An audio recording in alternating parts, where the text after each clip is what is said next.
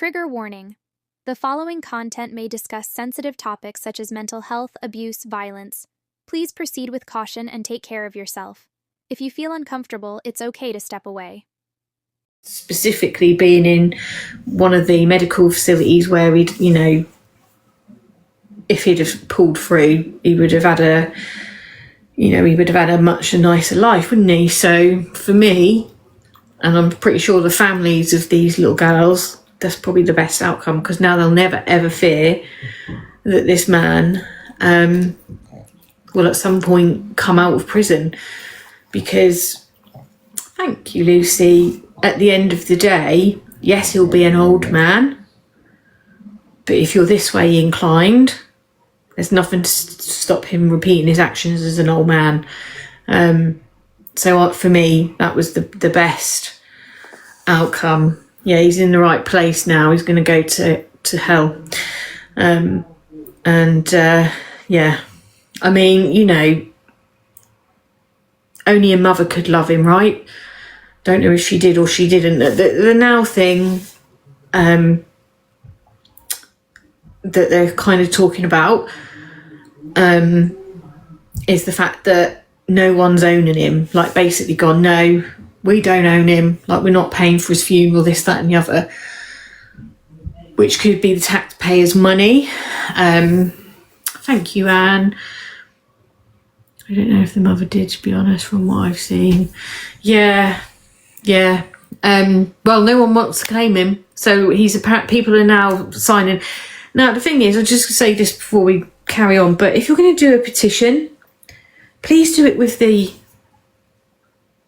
UK website, because when you do the change.org one, it becomes a right old palaver, and in the end, I don't know whether I've ended up signing a petition or not, to be honest, because I've done this, I've done that, I've shared, I've done this, I've done that, and, thank you, Karen.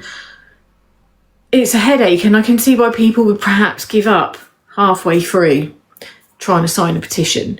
So I would always go with that. Yes, I know it can go global because it's a .org one, but, you get more signatures if people don't have to faff around swiping off, checking no, yes, no, yes, no, yes, no.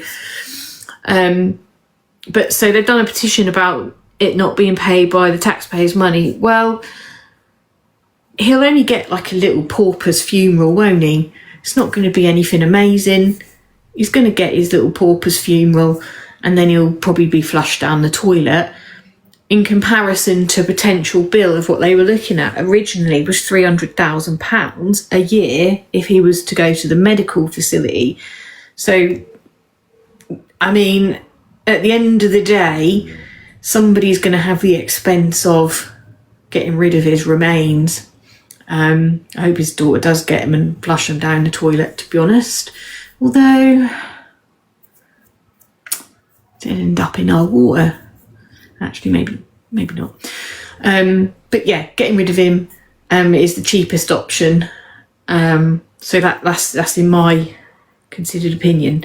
So anyway, I've digressed completely a lot there. So I was aware of all of that going on. But as I said, as things were happening here, and I've not been here, as you know, I was listening to... it's called Ian Huntley and the Unseen Trial Transcripts. So I'm just going to, obviously it can only be audio at the moment, but we're going to listen to it because I think this is a lot of the stuff that information-wise we wouldn't have had access to. Now, it was posted 11 days ago. I don't know if this has been out before or if this is like a newer thing, or it's just something that came out ages ago and then has resurfaced because of what's happened with him. So I thought what we'd do is we'd play it. I'll probably pause and make comment as we do. And having now been to Soham myself, and I've done the walk that the two girls took, obviously not directly from the house because that would have been disrespectful. One, turning up to their old home and then taking the walk. So from the street that the house was on, from the corner. I took the walk. I could see the college, and I went to the where the house would have been, and it does look so different than obviously when the house is there. And then I went to the church and went past there where all the flowers that the public sent were there, but their actual graves were elsewhere. So I went to the graves and just stood there for a few minutes, and I wasn't live or anything. I was just there, and I just stood there and contemplated for a little bit, and just thought about the girls and the community. Because for me, the first thing I said this the other day, the first thing I always think of when I go through, if I'm heading past Cambridge and I see Soham, the first thing I think of is the two little girls, Jessica and Holly.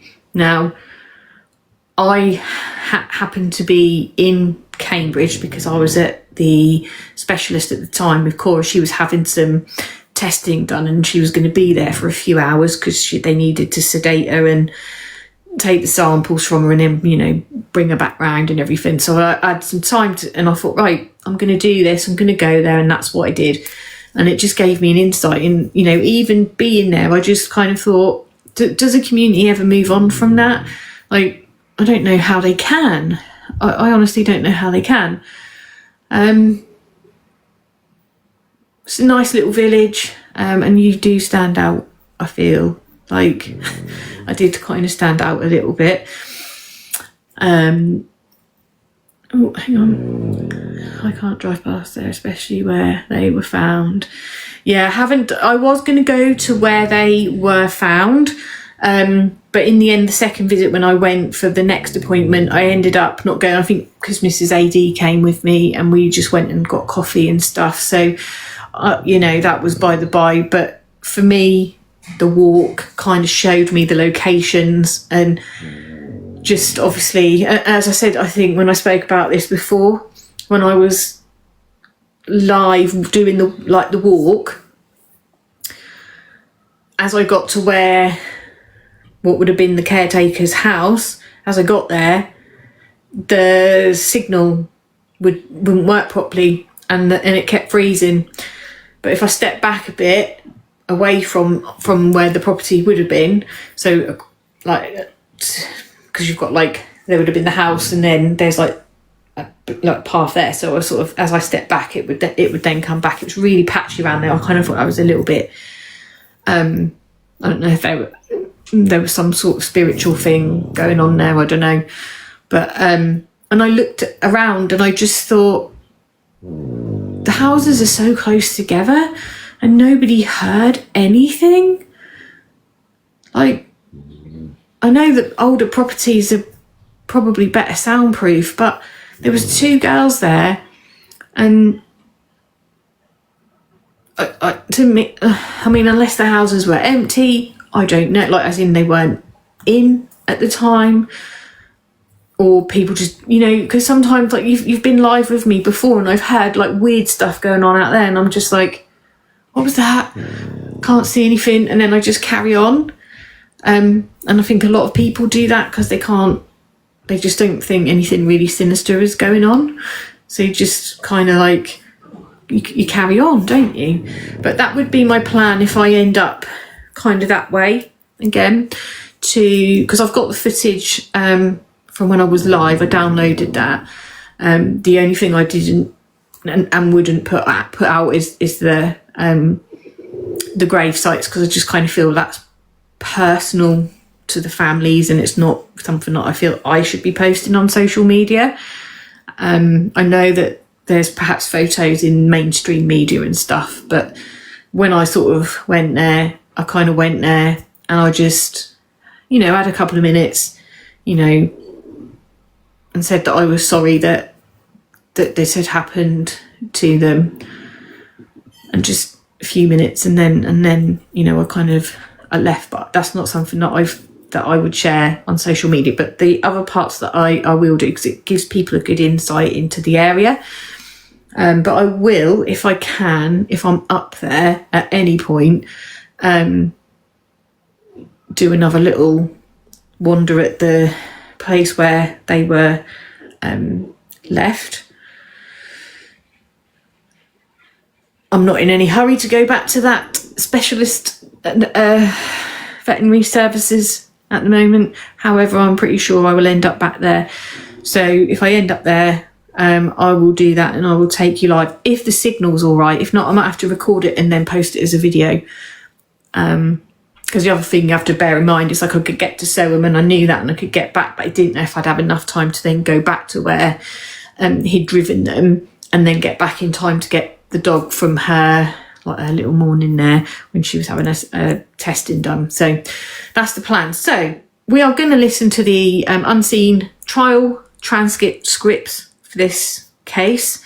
I will pause and I'll try and read comments as it's going through, and hopefully we'll all learn a little bit. Some of it went in, some of it didn't, but I was it's just something that I'd come across. So let's play. It was done by Channel 5. They left to get some sweets and they were never seen again.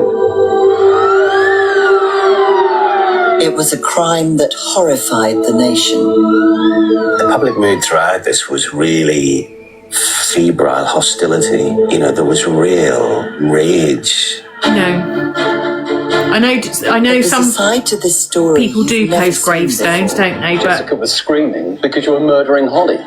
Now we Yeah. step inside the courtroom. An thank you for incredibly the daunting treasure box. experience. Hey, Jew. It was packed to the ceilings. This was not a normal trial. A caretaker charged with double murder. The only conceivable motive would be a sexual one. His girlfriend accused of covering up his crimes. He sat on the bed, nothing else happened. Using the court transcripts 10-year-old girls do not simply die suddenly together. and with privileged access to the prosecution, It was clear that Huntley couldn't even remember this bit of his own story. we examine the testimony of key witnesses He told me he'd been the last person to see them alive. and forensic experts. We've never come across a situation like this before or since. Horrific case. It's very difficult because I've got kids. And we hear from journalists who were at the trial. Somebody walks past, drops an envelope on the table in front of me. It's a kind of gold dust moment. This is the untold story But it was a recipe for disaster, and disaster it was. of a dramatic trial that shook Britain. Do you find the defendant guilty Yeah. or not guilty of murder? He was there. They were there. What did you do? What did you do? I don't know what his mum. Don't know. Early this morning, Ian Huntley and Maxine Carr were brought separately to court. Ian Huntley has denied 2 charges of murder, and Maxine Carr has denied conspiring to pervert the course of justice. Yeah, he is evil. The Old Bailey is probably one of the most daunting buildings in Britain. It's built to convey the full force of the law. So to go in there, you tend to do so with a bit of trepidation. This was not a normal trial, and so there was incredible international interest, and I couldn't get in every day because there was just so many people wanting to get in.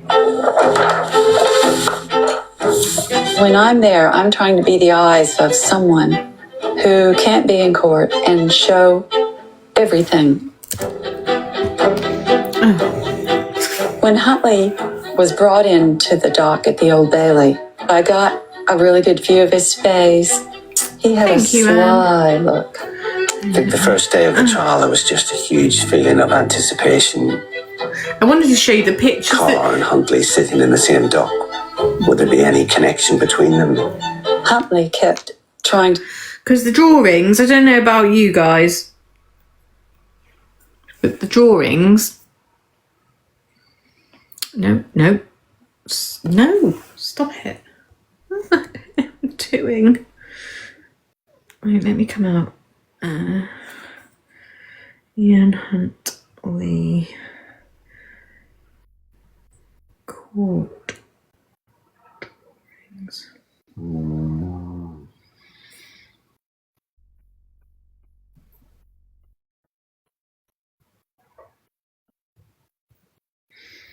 Actually, these ones aren't as bad, but I don't think you can see. He didn't look too bad. And then you've got Carr, who, in my opinion, doesn't look... I'm always a bit weary about the sketchy drawings. I think they need better artists. Oh, God. Look at Carr and catch her eye. He was really really weird. aiming at her. I remember Maxine Carr as being a very cowed, broken-looking individual. Her face is really unique. Her jaw.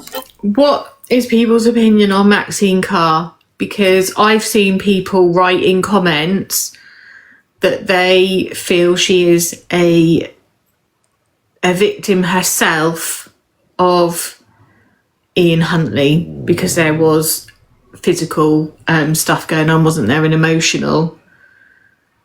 Yeah, well, I'd read, was it something like £2 million had been spent on a new identity, cosmetic surgery to alter her face, and then the person that's married her knows what she's done, who she is, and she's gone on to have a child, which is crazy.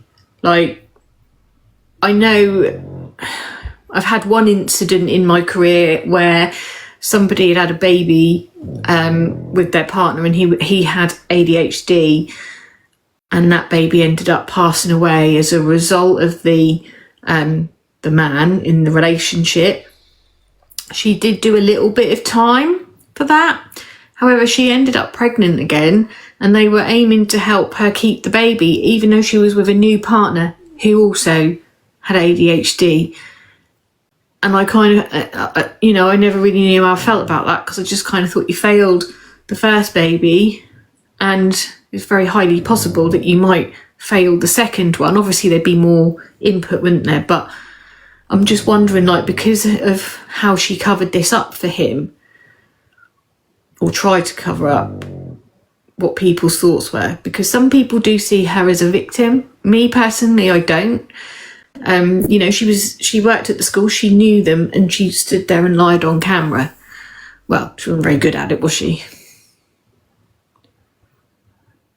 She's living in Yorkshire with bodyguards still looking after her everywhere. She goes, that must be insane.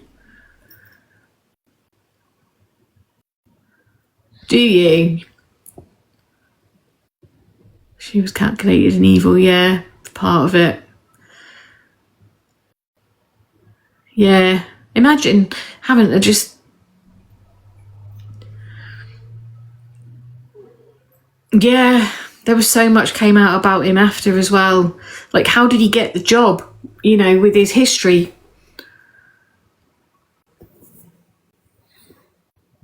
No victim. Yeah, I agree. I honestly don't think she's a victim. I think, she made, right from wrong.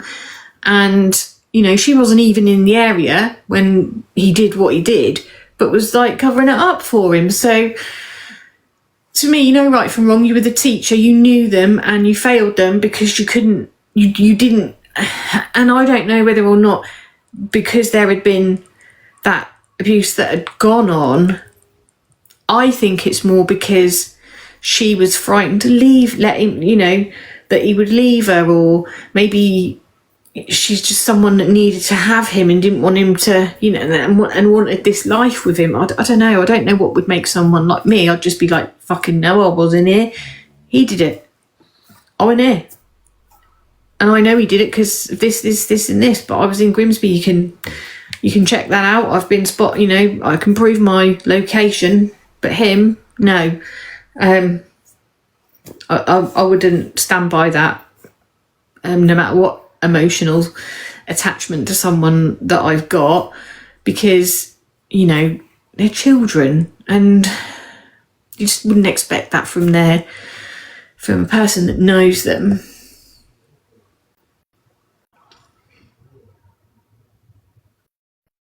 Are they?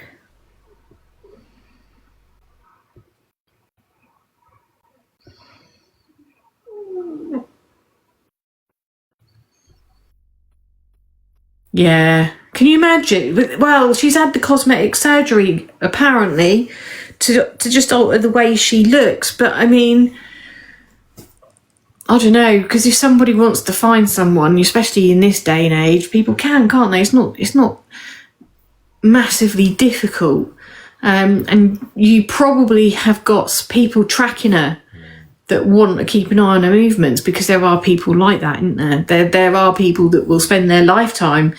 It's like Venables and that. You know, people spend their lifetime to keep trying to find them and, you know, crash out their new identities, even though actually they could get into a shit ton of trouble for it because of what they did. I know. Yeah, I do as well. And I was a mum at that point, and you just can't imagine it, can you? That these little girls just were wandering, getting their going to get their sweets, and they'd been having a nice day, they'd been together, and they're best friends, and suddenly they just disappear. And I can't imagine that as a parent, having to deal with that. And the press and the media, and just because it's children, isn't it? It's your child, like, and it's just horrendous. And then obviously they will learn some of what they went through as well, which is, you know, just horrific for any family. But I think everybody remembers this case. This picture was just a picture that's always going to be memorable. And like I said, when I see Soham, the sign, I see it often if I'm passing.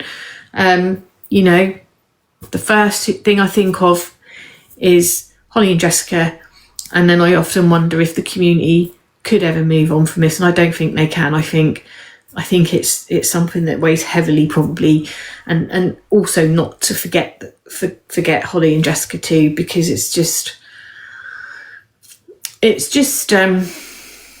was really sad. And like, you know, because I said I was a mum myself at the time as well, and it's just, you can't picture it, imagine it, you can't even begin to understand what that can feel like. But I just can imagine that it is absolutely horrifying, horrendous, the grief as well, the fear, because obviously up until they are found, there's that, are they alive, aren't they alive? Like, you'll go through all the emotions. Will they be found? Oh my God, it's been another 24 hours and then another 24 hours. And it just, you know, and each day that it goes on longer, you know, in your mind that, like, the longer these things go on for, the worse likely outcome it's going to be. I mean, Shannon Matthews was different, and obviously she was found, and she was alive. I won't say unharmed, because she went through a different kind of trauma for that. And I honestly thought when Shannon went missing, because it had gone on for a while, that she wasn't going to be found alive, because at that point you kind of think, at this stage, there's no way that this child can be alive. Usually, if, like with the youngsters that go missing, usually they're found pretty quickly, within a few hours even. We've seen it on here where we've, you know, got a missing child, and, you know, they're out there and the locals are looking for them, and sometimes they'll come in the lives and be like, oh, we're doing this, the police aren't doing that, and then they'll come in and be like, oh my God, they've found that person. And that's what you want, something quick, short, sharp, and instant, pretty much. I mean, 2-3 hours is long, like, I imagine days it feels like, but obviously it closes it quickly and you get them back, and usually they're safe. But when it goes on and on and on, you kind of know in your heart, don't you, that actually this may not go the way that we would all want it to. Everyone wants a good outcome. Nobody wants to come to the app and be, you know, if we're talking about missing people or, you know, news reporters, nobody wants to come and bring that news that, you know, that little one has passed away, or an adult has been found and they're not alive anymore. No one wants to do that. People want to report and say, hey, yes, they've been found. Yes, they're a little bit confused or dehydrated. You know, they need some medical attention, but we found them. That's what we want. But often, like I say, in these cases, if it goes on and on and on, we know that the outcome's not going to be good. So this artist now is drawing Maxine's face. I would love to know what her face looked like now she's had, some cosmetics done. Really jutted out. Right, Betty? And then she was worried the whole time.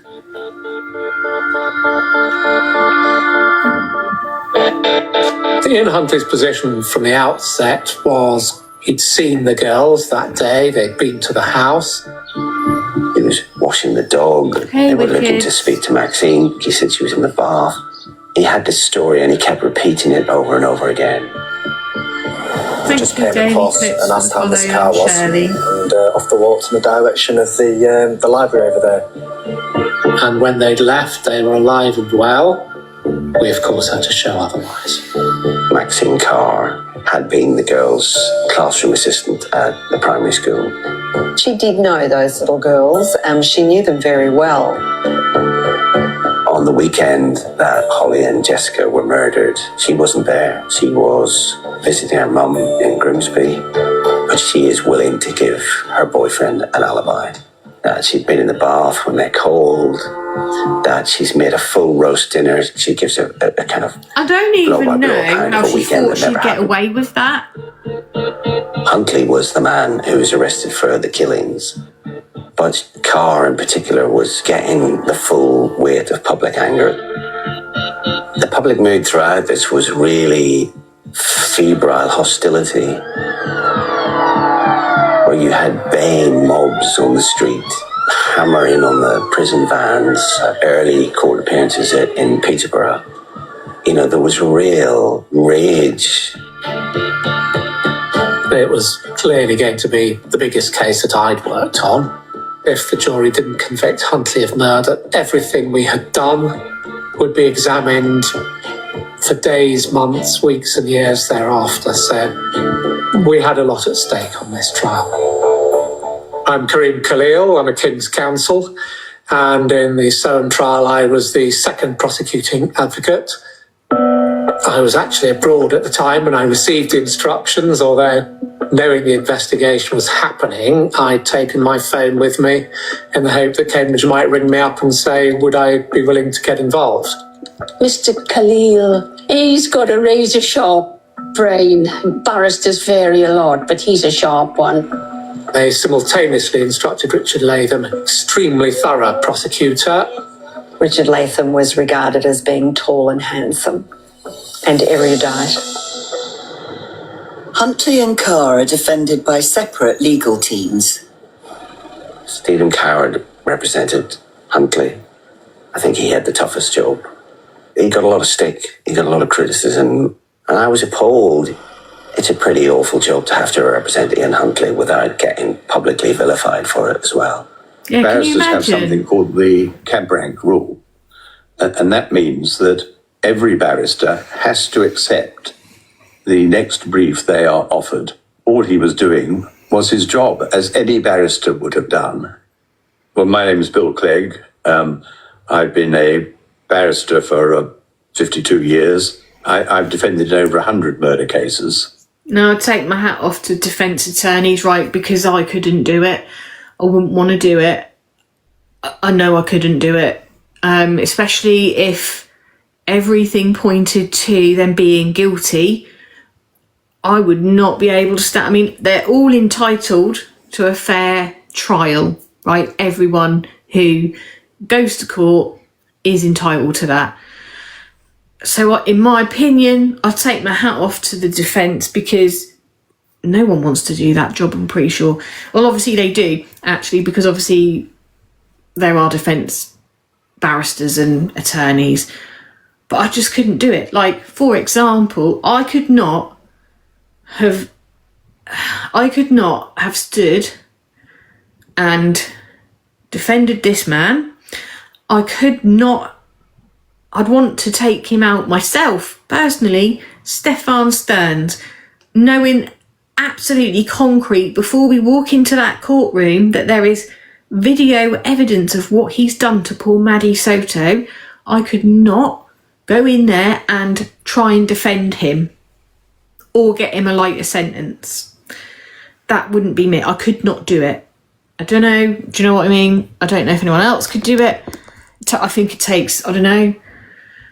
I think it takes a special kind of person to do it, because I suppose at the end of the day, obviously in America for some it's preventing them going on death row, and then they've done their job. But like over here we don't have that, and so our sentencing isn't great. But obviously they try and get them probably the lesser of a sentence so that they can.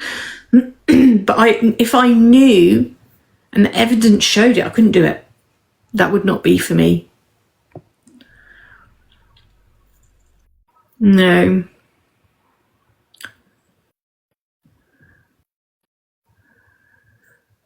No, there's a lot of us. We'd fail. We'd fail. We'd be all right prosecuting, but we would fail on the defence. I don't know. Do you have to do defence, or is that optional? Or do you have to do both and it's just whatever you're assigned?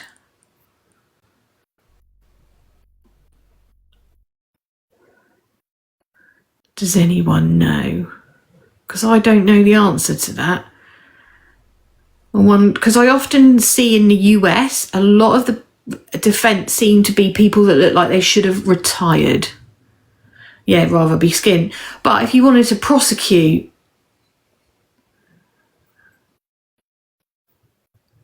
yeah, if I didn't know whether or not, like, say, for example, like Ann Taylor for the Idaho case, she defended Brian Kohberger. But in the next case, would she prosecute? I'm going to have to look into that. It'd be interesting. I don't know the answer to that. Because it'd be interesting to know, like, would you have someone like Ann Taylor who does both? Or can you just say, no, I'm only going to prosecute? I'm not. Especially if you're for the state. Obviously, if you're, you're in a firm and it's not attached to the state, obviously you can do what you want, can't you? Because it's then you're in a company, unless the company says that you have to do both or whatever. But obviously, if it's state prosecution and defence, because they're paid by the governments, I'm just wondering if they have to do both. Yeah, I want to know. $200 an hour. Yeah, insane amount of money. But if I was in trouble, I'd want Anne, because I know she'd annoy everyone and she'd get me a really good deal. Do you know what I mean? Yeah.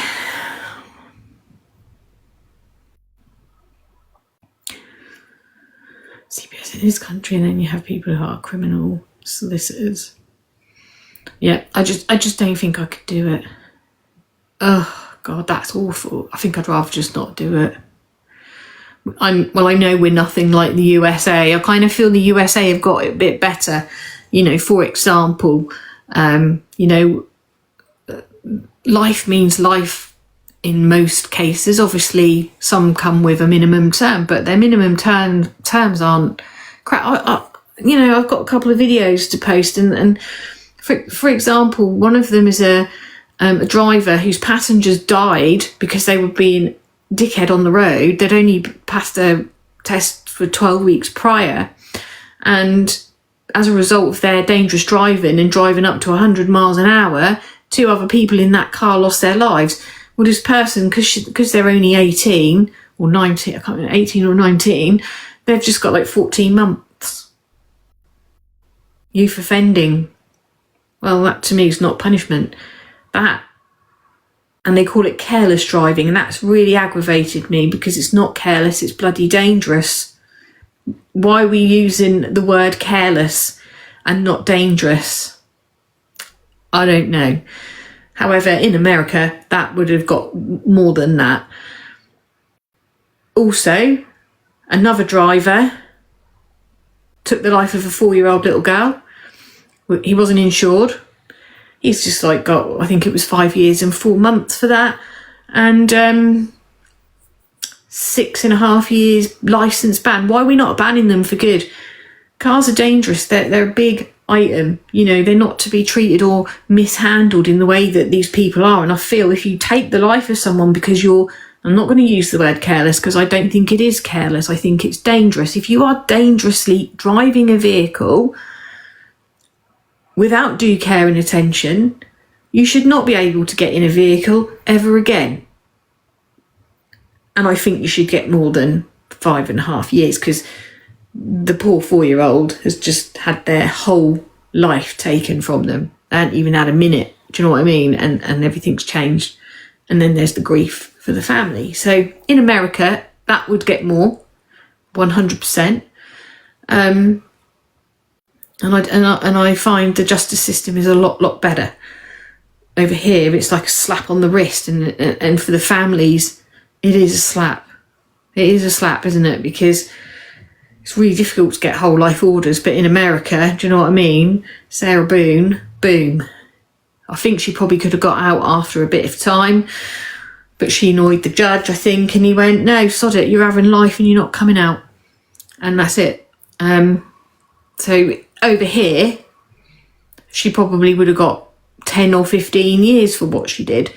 But over there, she's never seeing the daylight like day again. She's going to be there. So, but yeah, it's interesting. I just wondered, like, you know, yeah, sad, isn't it? Yeah, I honestly, with the cars and stuff, if someone loses their life, absolutely. And like I said, the word careless, I feel like we have to, it's almost like we're, what's the word I'm looking for? It's almost like we're smoothing over the wording, because it might be offensive to someone in the courtroom if we call it dangerous driving. We'll just call it careless driving. No, it's dangerous driving. Might upset the person's family who is about to go down for what he's done. Don't care. It's dangerous driving, and that's it. And that's what it should be. Careless, to me, even reckless driving, but careless, I feel like that's just putting everything in cotton wool and just making it all right. Hey, Dawn. Yeah, I mean, he could have got out in the end, Samantha. Like I said, he would have been older, but he could have ended up getting parole at some point. And just because he's older doesn't mean he's not capable of essaying another child.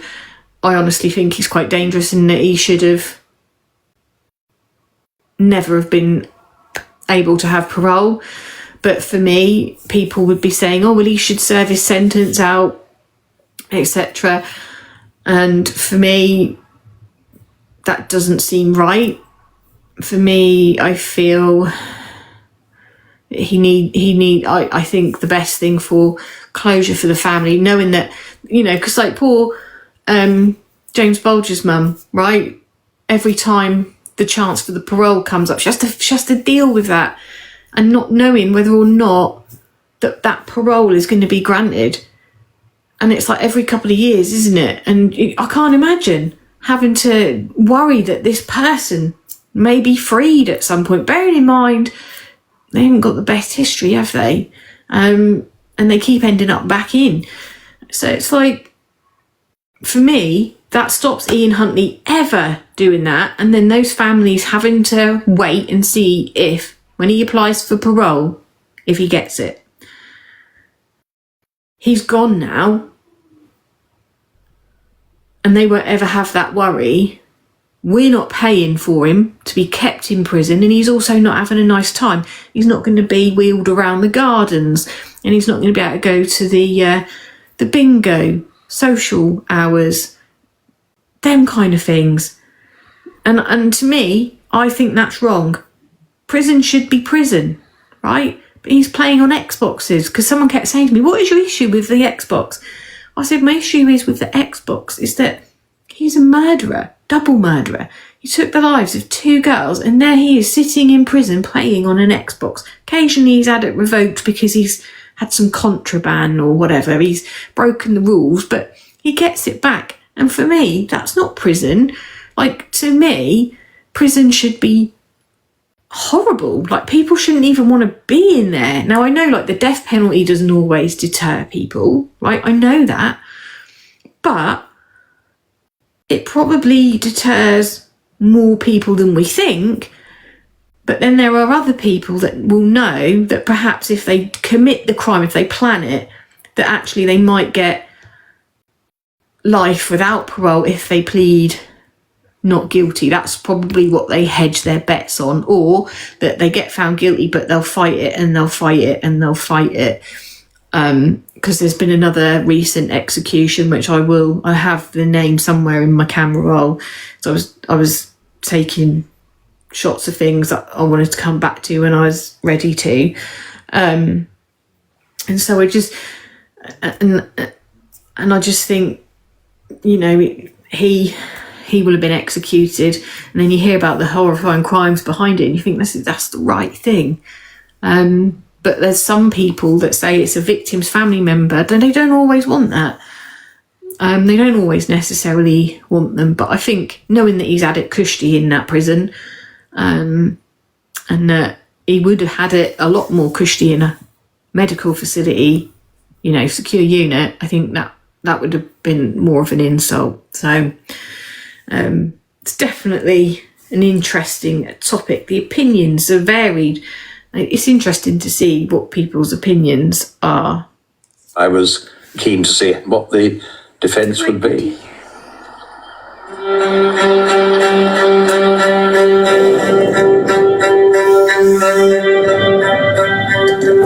Prosecution presents its case in immense detail over about 3 days. At 6:15 in the evening of Sunday, August the 4th of last year, Holly Wells and Jessica Chapman left Holly's home and walked out onto the streets of the small Cambridgeshire town of Soham. They were good friends. They went to the same school. They were in the same class. Agree, Adele. It was, of course, still daylight. They didn't tell anyone they were going out. No doubt they felt secure and confident in an area where they felt familiar. The girls vanished shortly after 6:30 p.m. The prosecution case is that these two girls fell into the hands of Huntley shortly after leaving home. For some reason, known only to him, he chose to murder them both. We allege that he went on to remove the bodies from Soham. We allege that he hid them in such a way that they would never be found. Prosecution's strategy against Ian Huntley was to show that he was actually the last person who saw Holly and Jessica, that they had died in his house and had been killed, both of them, by him, that they were not accidental killings. Having killed them, that he had taken them to the drove. A ditch in a field where he had violated their bodies by cutting off the clothing and pouring petrol on them and setting them alight. The prosecution's portrait of Huntley was not just a cold-blooded killer, but someone who went to huge lengths to cover up his crimes, who thought he could get away with it. The jury was about to hear just how calculating Huntley really was.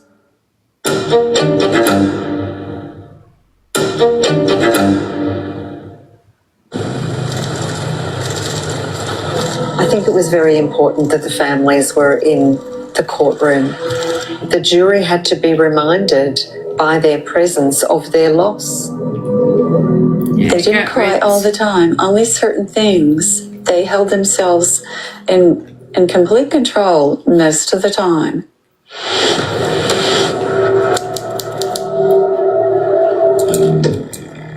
The prosecution call a barrage of witnesses to expose Huntley's behaviour during the search. We wanted to show Huntley as deceptive and manipulative. They show he contradicted his own story. We asked, had he seen two girls? And he said no. He talked about seeing the girls and them asking after Maxine Carr. He told me he'd been the last person to see them alive. They reveal he meddled in the search. He said no need to search the grounds as they had already been searched the night before with himself and a sniffer dog. He was asking me questions as a police officer about how the police could use mobile phone technology. And witnesses also testify about Maxine Carr. There was a remarkable clean-up that had happened in that house. Maxine Carr was the person who carried out that cleaning. It was a very hot day, and Miss Carr was scrubbing the kitchen tiles. And was anything said by either of them about what she was doing? Yes, she was complaining that the tile paint was coming off because she was scrubbing too hard. Our case was that really she was the mastermind behind explaining where he'd been and what he'd done. All of that must have inevitably damaged his credibility at the trial and showed his conduct to be calculating. The police came to me and said, you remember the interviews you did with Ian Huntley and Maxine Carr? We need to put those into the court for the trial itself. And that's supposed to be Ian Huntley.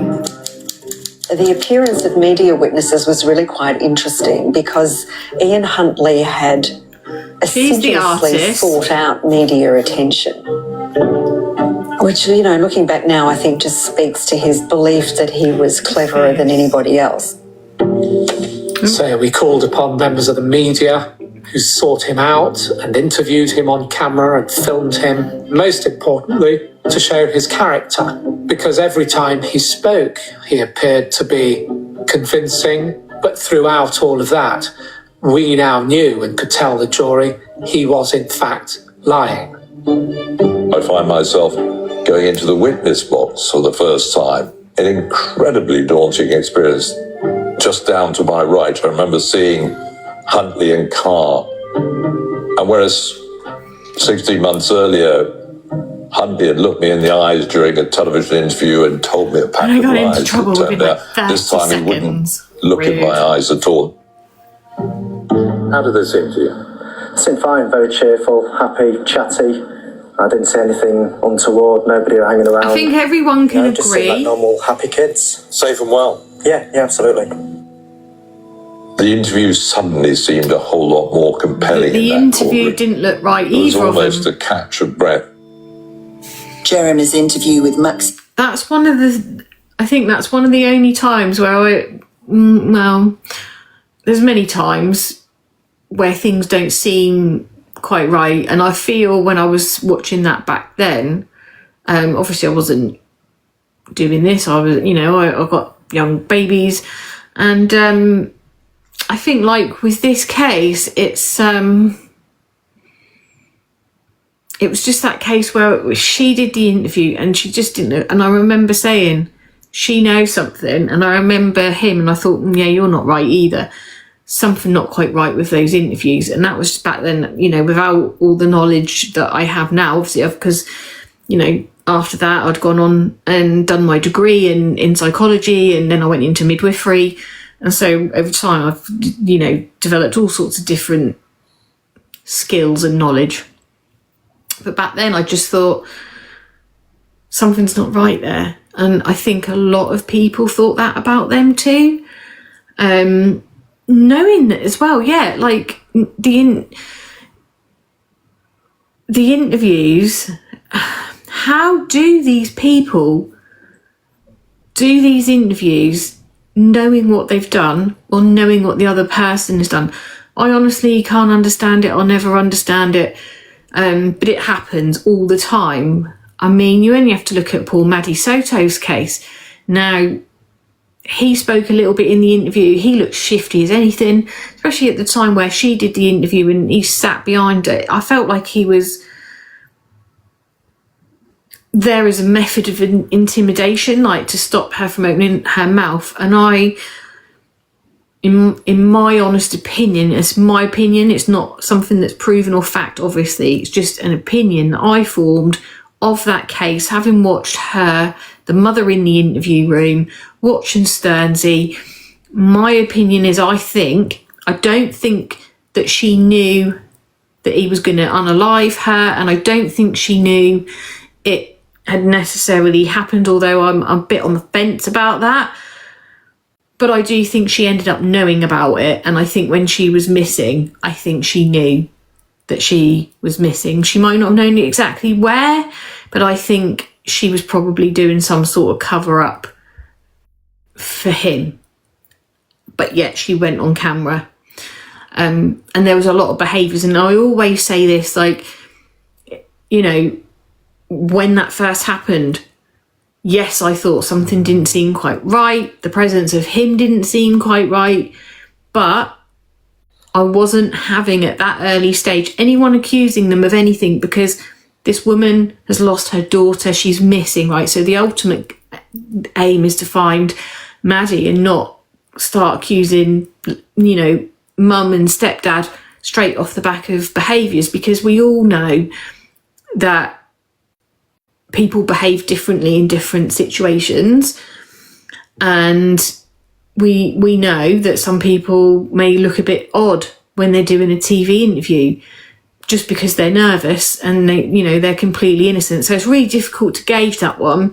And I know past tense is like, oh, well, she's just referred to them as in past tense, but sometimes I think people do that and it doesn't necessarily mean that they're guilty, but it's enough of a trigger word, isn't it, for them to at least be looked at more thoroughly and investigated. So, and obviously in some cases when they refer to them in past tense, it means that they know it's past tense. And there was just stuff that didn't align in her story. But I'm not a body language expert, do you know what I mean? And I think when you're dealing with a case, you can't go in guns a-blazing, blaming the family. You know, if I've got a little bit of caution on a case, and we've had that with a couple of cases where, like, what was the little lad's name? Oh, where the mother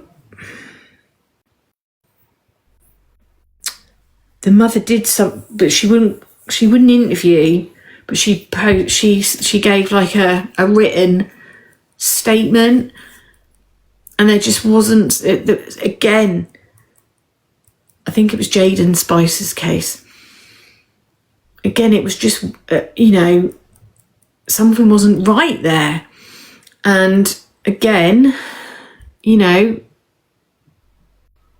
have to say, well, something's not quite right there. But, I'm not an expert in this. This isn't my field. And she's possibly a very stressed, worried, nervous, anxious mother whose child is missing.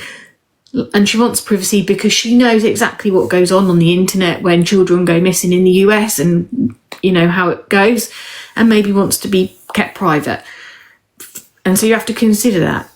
But obviously, once the evidence begins to show that they are guilty, I'm going to say, well, they are guilty, look, because they've done this, and that. And I'll always say in here, obviously, legally, they're innocent till proven guilty. But in here, I feel the court should prove them innocent if they're innocent, and they're guilty if the evidence is strong enough, unless the court proves me otherwise, they are innocent. But legally, they're innocent till proven guilty. But it's just interesting. Carr is also shown in court. Yeah, Emmanuel Haro. This is something I keep for the rest of my life, I think. Emmanuel Haro, that was a wild, like, from the beginning of there, I was kind of very much, something's not quite right here, like, that whole, hola, and I'll say it, but also sit on that ledge and keep my feet over each side, because we don't have anything definitive at the point that this baby is missing that they are guilty. Do we have our own opinions? Yes, and we might talk about that offline. When we're talking about it online, we've kind of got to sit on that fence and be open to both sides of the information and share what is accurate, as in what we're being given by law enforcement and reliable sources, and just sort of bearing in mind that at this point, if they're not a suspect, we can't make them a suspect because we want to or we feel that they are. When they become a suspect, then, you know, you can form a bit more of an opinion. And like I said, I just feel that if you are in that situation, the court should find you innocent if you are innocent in this room. But in the law, obviously they are innocent until proven otherwise. That's just how I prefer it in here because, you know, there's most cases that get to trial are usually guilty. There's not been one that I've covered yet that they've been innocent, so... It's what Holly gave me on the last day of term. She was very, very upset because I didn't get my job, and that's the kind of girl she was. She was just lovely, really lovely. She was talking about the girls as if they were no longer alive. We believed that through showing the video recording, we could establish that she was in fact highly manipulative and had a very acute degree especially when there's video footage. She knew these girls and she could have helped those two families by accepting that she hadn't been at the property at the time, not pursuing a false alibi, and not deflecting this huge police investigation away from Ian Huntley. Carr's defence barrister, Michael Hubbard, cross-examines Jeremy Thompson, zeroing in on how Jeremy phrased his questions to Carr. Yes, I dare we say did. a slip of the tongue when you used the past tense in relation to the girls. I did do a video on it. You knew the girls. There's a lot gone on What since then. were they like? You could have said, you knew the girls. What are they like? That's true, I said. Very easy, isn't it, to get the wrong tense? Even from an experienced journalist like yourself. It's rather a good point. The defence tactic around this is really to sow seeds of doubt in the mind of the jury. A simple but not unimportant point was there made and picked up because of a slip made by the witness. 14 years. After 7 days examining witnesses, prosecution have exposed Huntley's suspicious behaviour, but they need hard evidence to connect him to the crime. Part of the story that we were looking to fill was a clear scientific link between Ian Huntley and the two girls who were missing. They turn to forensics. Angels. The forensic evidence is absolutely crucial in the prosecution case because you have so many other things that are missing. On day 12 of the search, the girls' clothing is found in Soham Village College, where Ian Huntley works. The finding of the girls' clothing in the bin in the hangar was obviously a very important part in the investigation. We could establish then that they had been cut. We were able to show they'd been burned. There were several questions that the police wanted answering. Did Mr. Huntley come in contact with the girls? Did the girls go inside the house? How did they get to the place where they were found? My name is Peter Lamb. At the time of the Soham case, I was employed at the Forensic Science Laboratory.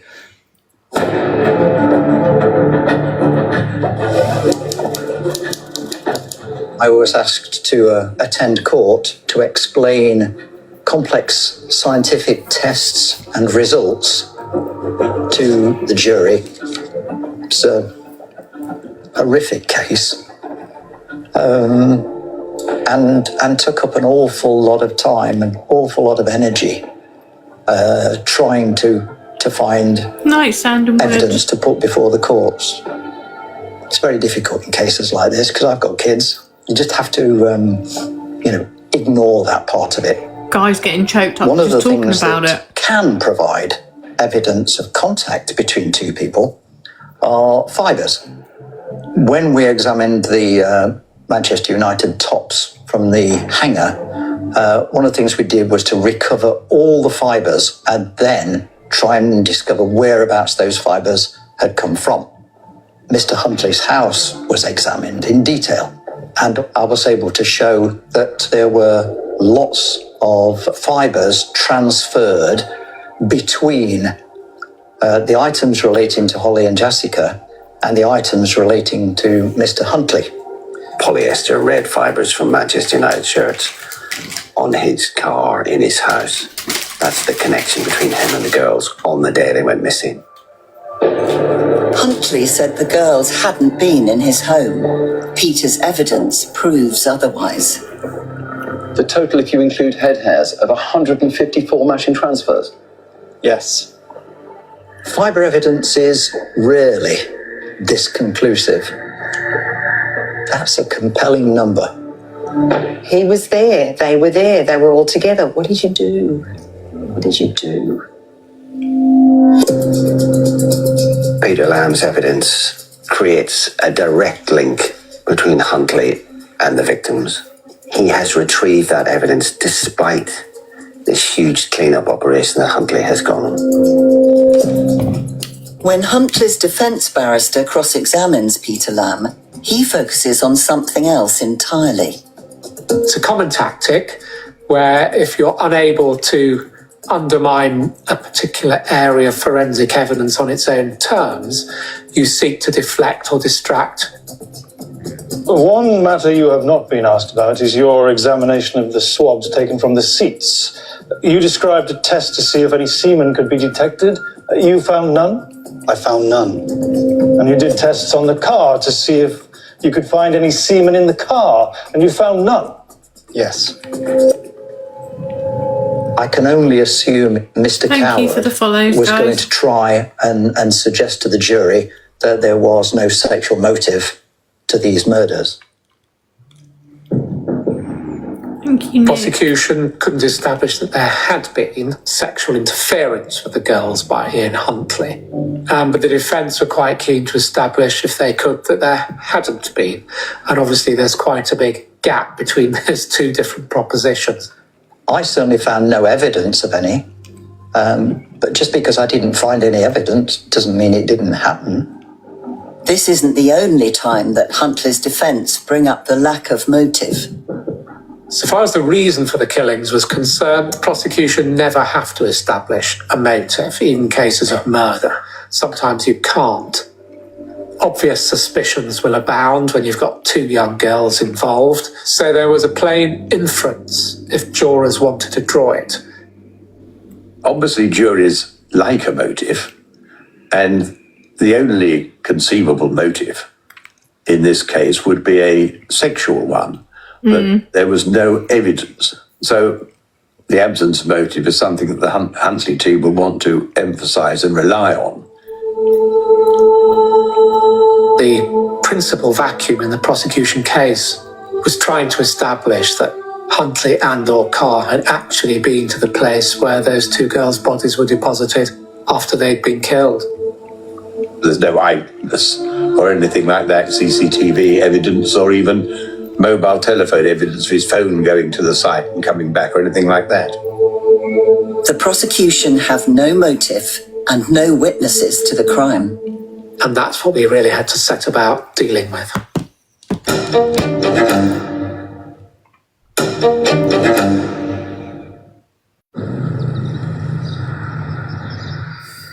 A fortnight after they vanished, their bodies were found at Lakeham Heath in Suffolk, 7 miles from their homes. This wasn't a story anymore, and it's some horrific reality for those two families. One of the first people on the scene was Patricia Wiltshire. I could see footmarks, someone going in sideways like that down a bank. So I thought, right, well, those are the footprints. I'll take my samples from those. I'm Professor Patricia Wiltshire. I'm a forensic ecologist, botanist and palynologist.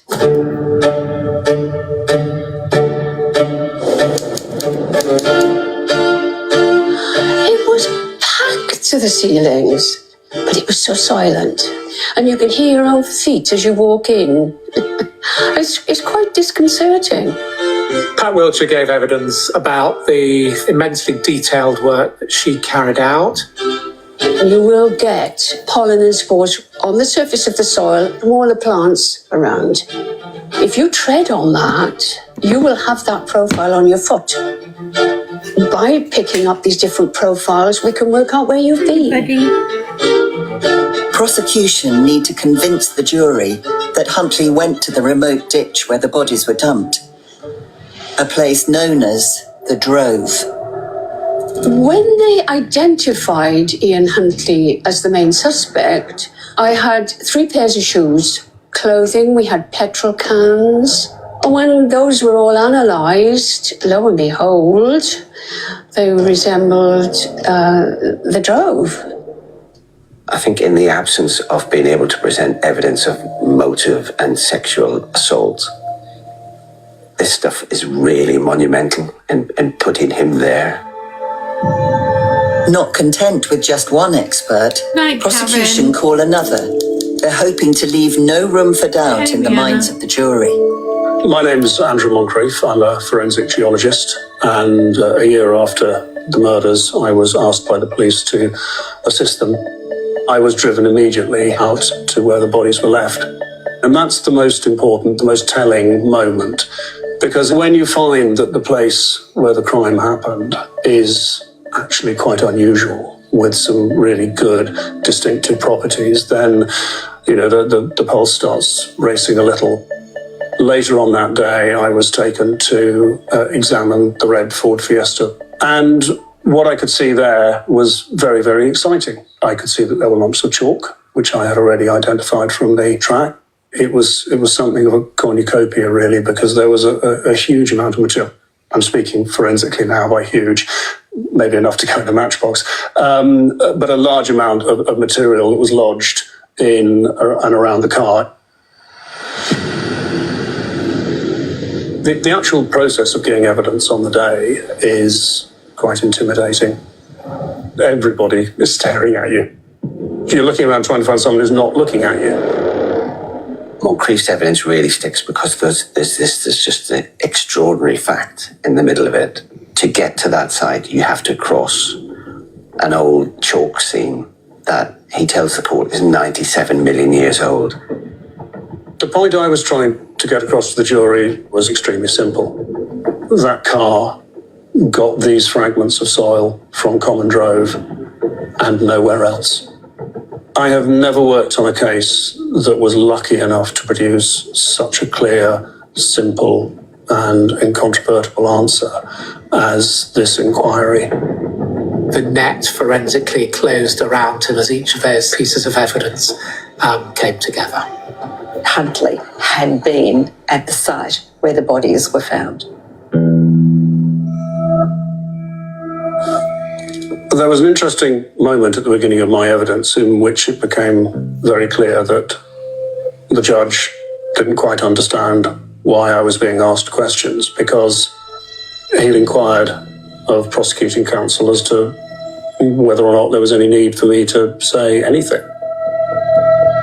On the same day that Andrew Moncrief takes the stand, Huntley's defence makes some shocking and unexpected revelations. We get this point where Mr. Khalil, the junior prosecution counsel, stands up and presents some admissions, and those are really, really important.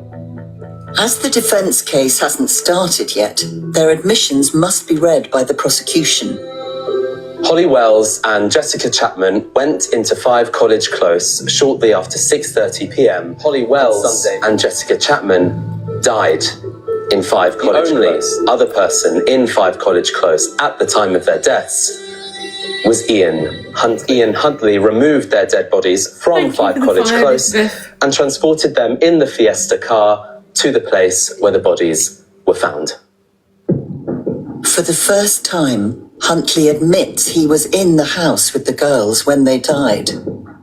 What those admissions mean is that from that point on, those facts are not disputed. They are the truth, as accepted by prosecution and defence. I've never come across a situation like this before or since. But I find the timing of it very peculiar. I would have thought the obvious time to do it is at the beginning. Obviously, anything that passes between Huntley and his lawyers is covered by legal professional privilege, so no one knows what was going on, if you like, behind the scenes. It may be that his client refused to allow him to say it. To merely announce what the defence case is at this stage, in fact, is not something I've ever known happen before. It was only afterwards that I learned that several admissions had been read out, including one which effectively made all of my evidence moot, because it had been admitted that he drove the car on the track and he took the girls' bodies to come and drove in it. And that's a slightly strange thing to be hit with. Actually, it's about the biggest compliment that can be paid, because what it means is that the admissions that were made by Huntley's legal team were forced by the evidence presented by myself and Pat Wiltshire. It shows that what I do has teeth. It's strong. It's powerful. And all that hard work is worth it. And despite all of the admissions that the defence had decided to make, the one that they didn't make was that Huntley had killed Holly and Jessica. I assume that what this strategy was about was ameliorating that level of responsibility. I will go so far, but no further. And so it was clear to any jury listening then that they would have to hear an explanation from Huntley as to what on earth had gone on inside that house. Though Huntley has admitted the girls died in his home, prosecution still have to prove he murdered them. Box, Macy. The body of the deceased, the victim, is a crime scene. They're a piece of evidence. They'd been set on fire in the ditch, which runs alongside the sugar beet fields, and were so badly decomposed it made examination of a cause of death amount to the exclusion of the obvious. Prosecution called forensic pathologist Dr. Nat Carey. Carey's a very experienced pathologist, but he's dealing with two bodies that are sadly very, very decomposed. It very much hampered the investigation and what we could establish. One comes to the conclusion that while it's not possible to give any precise cause of death, that death must have involved the actions of one or more third party. Because, in simple terms, 10-year-old girls do not simply die suddenly together. And if one is excluding poisoning, some sort of stabbing injury, some major trauma caused by blunt force, what are we left with, Dr. Carey? Well, in broad terms, what you're left with are modes of death which involve interference with the mechanics of breathing. Best conclusion you can come to is that the girls were asphyxiated, their airways were blocked in some way. But he can't be absolutely conclusive. Well, potentially it's of a great advantage to the defence that nobody knows how the death occurred. Nat Carey basically handed to the defence the nuts and bolts of their strategy. It leaves open the possibility of another theory, and the defence then introduce another theory. We knew that it was through our expert pathologist, Nat Carey, that the defence was going to put their case to try and explain the deaths of Holly and Jessica. It's a momentous day in the trial, as the defence is forced to reveal even more. For the first time, we get this explanation from Huntley of what he says happened. And it's introduced by Stephen Coward, Huntley's defence barrister. Holly Wells had a nosebleed, and because it wouldn't stop, she, Jessica, and the defendant, Mr. Huntley, went up to the bathroom at number 5 College Close. Mr. Huntley was getting pieces of tissue or toilet paper. Handing them to Holly, he slipped, and it seems that he may well have banged into her as she is sitting on the edge of the bath, and she went backwards. Jessica stood up and started screaming, "You pushed her, you pushed her."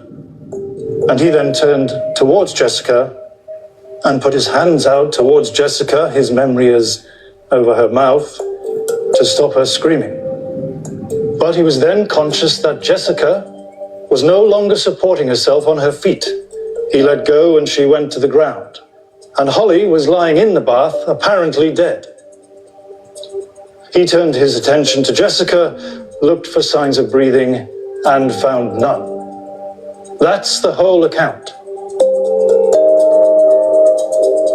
As that scenario was given, anyone with a modicum of common sense would recoil from it as being an absurdity. It's a fabrication, a tissue of lies, which he has pieced together at the last minute, once he's been given every single piece of evidence and can try and fit it to that which he knows. For two healthy children to die as a result of accidents within a few minutes of each other and in the same bathroom is difficult to accept. It's horrible, isn't it? I felt a pang of something from Mr. Coward as well, because I thought, what a crap job to have to present this rubbish. The pathologist, Mr. Carey, was also hearing it for the first time, and his reaction was the shock that everybody else was feeling. We watched Dr. Carey in the hope that he wouldn't simply leap to give an instinctive answer, as we might have been tempted to do. And he said, I can't respond to this. I'll have to go away and think about it. So the trial was adjourned until the next day. We didn't know how Dr. Carey would answer things the next day, so we just had to wait.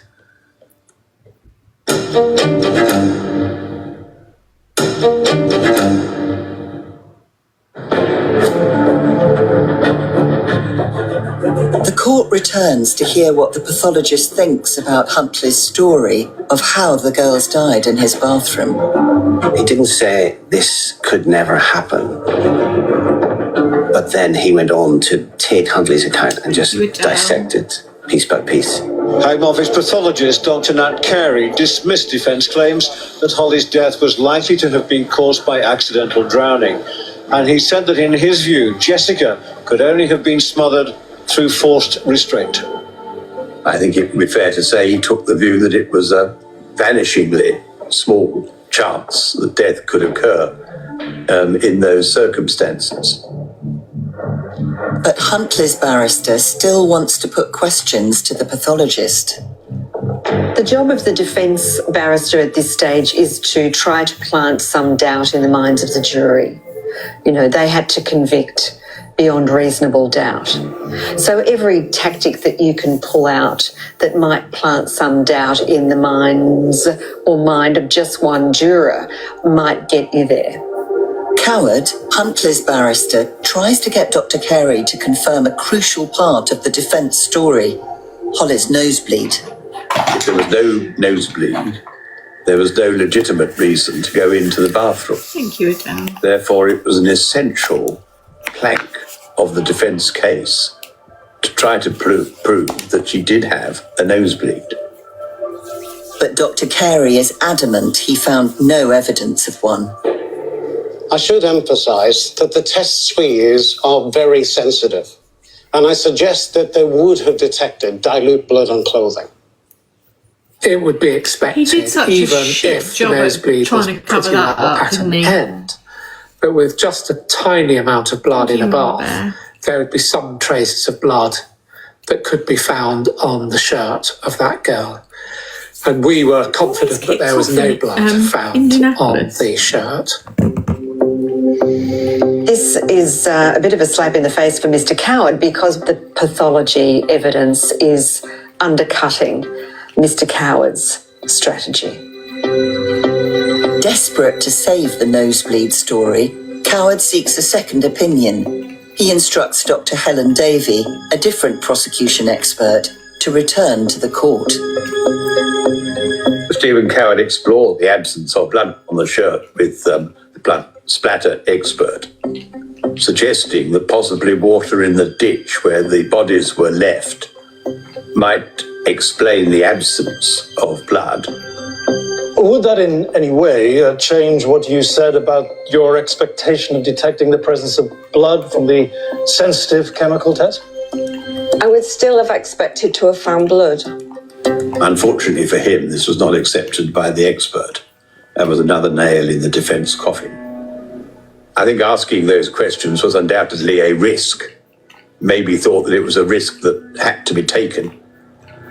One of the key building blocks of Huntley's ridiculous story just pulled away because there are no traces of blood on those Manchester United shirts. You just have to wonder at that stage why the defence didn't throw in the towel. After 4 weeks in court, prosecution have called all their witnesses. It's one of those cases where, as prosecuting team, you really do have to set out to win it and leave no stone unturned. Now, Huntley's defence case begins. I call Mr. Huntley. The only witness called on behalf of Ian Huntley was Ian Huntley himself. Would his story sound better in the telling by Huntley than the questioning by his own counsel? You never know. The best that the defence can do is to put the defendant into the witness box and invite him to tell his story and hope that at least 3 of the jurors might believe it. And the reason that I thought that he would take the stand was because of his narcissism. If you think that you are a believable character with a believable story, why not present it yourself? First, Huntley's defence barrister, Coward, takes him through his story of the girls' deaths. I went to pass Holly some more tissue, and as I did, I turned and sort of lost my footing or slipped or something, and I don't recall him being animated in any way. Gormless, monosyllabic. Like, he doesn't really believe it himself. That Mr. Coward has to kind of prompt him. Sort of went forward in the direction of Holly. Was that the first time that anything like this had happened with this bath mat? I'm not sure. It was clear that Huntley couldn't even remember this bit of his own story. Prompt. Let's get this story out. There was not a lot of credibility to this examination. There were a lot of points where I thought he was definitely lying. So the strategy of confess and avoid is extremely common in criminal courts. The damaging evidence is not actually disputed. Huntley confessed to the death of both girls in his bathroom within a few minutes of each other, which one would think was fairly damning evidence, Say what's going on. but sought to avoid it by providing an explanation for each death that was consistent with innocence. Huntley then describes how he disposed of the girls' bodies. I have no idea why the defence decided to let Huntley describe in such detail what he'd done with their bodies. It strikes me as ghoulish. It was necessary for Stephen Cow to go into a great deal of detail about the disposal of the bodies and the petrol and the burning them as a damage limitation exercise, because if he didn't do it, one thing's for sure, the prosecution would. Today was the turn of the prosecutor, Richard Latham QC, to challenge Ian Huntley in the witness box about his version of events surrounding the deaths of Holly Wells and Jessica Chapman. Prosecution want to show a hidden side to the man on trial. Wanted to show Huntley was prone to explosive violence if the mood was upon him. When Mr. Latham's turn came, he could be just as tough as he needed to be, and he was. And Huntley didn't like it. Jessica was screaming because you were murdering Holly. That's the truth, isn't it? Rather than helping her friend, isn't it? No, that's not true at all. If that was the case, then Jessica could have run off anywhere she liked. He was goaded. He was being told over and over that he had wanted the girls dead. Let's turn to Jessica. You felt it was more important to be active in relation to Jessica than be active in relation to Holly. Is that what you're saying? I was trying to think. I was trying to collect my thoughts and think, but in those circumstances, it's not rational. Believe me, I know. You can be perfectly assertive when you want to, can't you, Mr. Huntley? Yes. You can get angry, can't you, Mr. Huntley? Yes. You just lost your temper with me, haven't you? But that's because you have your opinion. You have just lost your temper with me, haven't you? Yes. Did you lose your temper with one of those girls on that Sunday evening? And Latham stops, takes a beat, and says, "Did you lose your temper with those two girls that night?" And that is like a pin drop moment. Revealed in a moment that he could suddenly where are you going? lose his temper. That put him into a scenario where there were two girls fighting for their lives against him. And you could see all the more how that would be exaggerated. Now it's the turn of Maxine Carr to face the scrutiny of the court. The prosecution case against Carr was that she knew Huntley was a murderer and was covering up for him. Carr was charged with perverting the course of justice and 2 counts of assisting an offender. We had to prove, so the jury was sure, that when she created and furthered that false alibi on behalf of Ian Huntley, she knew that he had killed the girls or believed that he had killed the girls. Carr's defence is essentially that she didn't know the true nature of Ian Huntley and that she had gone along with the lie about her whereabouts on the night that the girls disappeared because he'd convinced her to protect him. Her account had persisted over that whole fortnight when the girls were missing and had then bled forward into her interviews with the police when she said she was telling the truth. Carr's police interviews are read out by Karine Khalil. They contain a shocking revelation.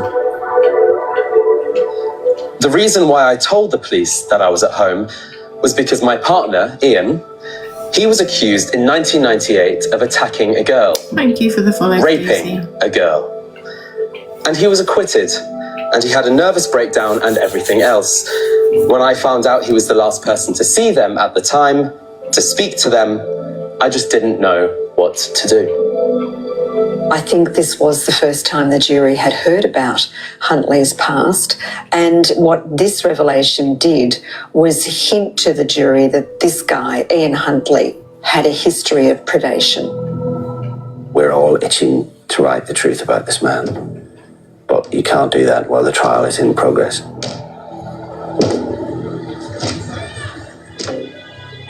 One day this thing happens that doesn't happen very often.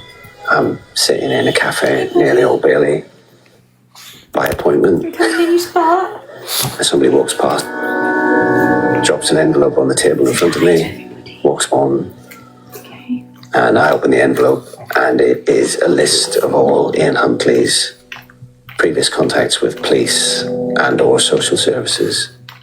Never convicted of anything, but investigated 3 or 4 times for rape. It's a kind of gold dust moment. But Sean and other journalists are not allowed to say anything about these shocking revelations until the trial is over. We had to make a decision as to whether we used that or tried to use it against him. Now, we couldn't actually prove that he'd sexually assaulted either Holly or Jessica. And so any sexual assault of previous partners or allegations of such would not help us to prove that he had killed these 2 girls. If on Huntley's part he was able to contradict or knock down any of those historical allegations, that would have damaged our case rather than furthered it. Huntley wasn't convicted of any of these sex crimes, but the sheer number of accusations convinced many they were true. Yeah, I understand why the jury can't be told it, but yeah, it bothers me. You know, people get up in court and swear to tell the truth, but the jury don't always get to hear the truth. They don't get to hear the truth, the whole truth, and nothing but the truth. The other 2 will be up in a minute, won't they?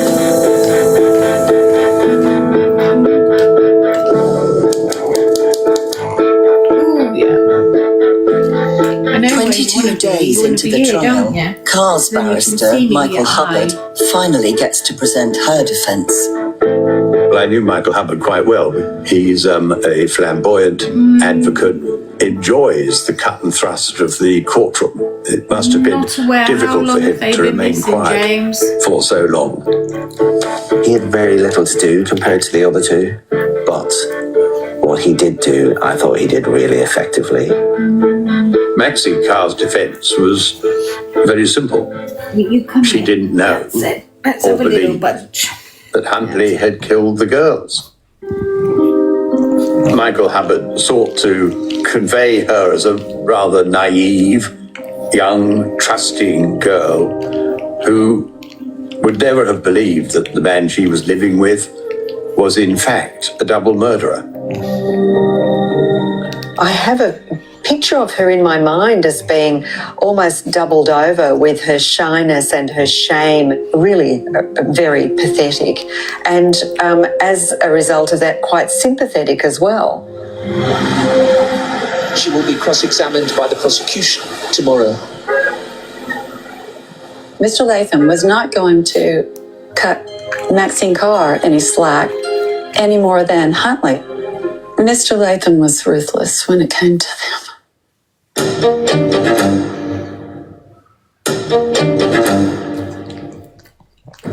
The relationship between Maxine Carr and Ian Huntley is now central to the drama unfolding here at the Old Bailey. For 22 days, Maxine Carr has sat alongside her former lover in the dock, and she's never exchanged a single word with him.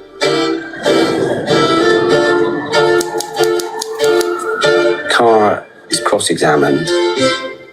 She's really pushed by Latham that you knew you were covering up.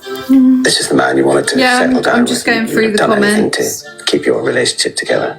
Prosecution put to Carr the many ways Huntley behaved strangely after the girl's disappearance. You should have known there were enough clues in front of you. You know, this man you lived with was a slob. He'd clean the house, but even, I think, put the duvet through the washing machine. Maxine Carr accepted that the duvet that was in the bedroom, it had been washed.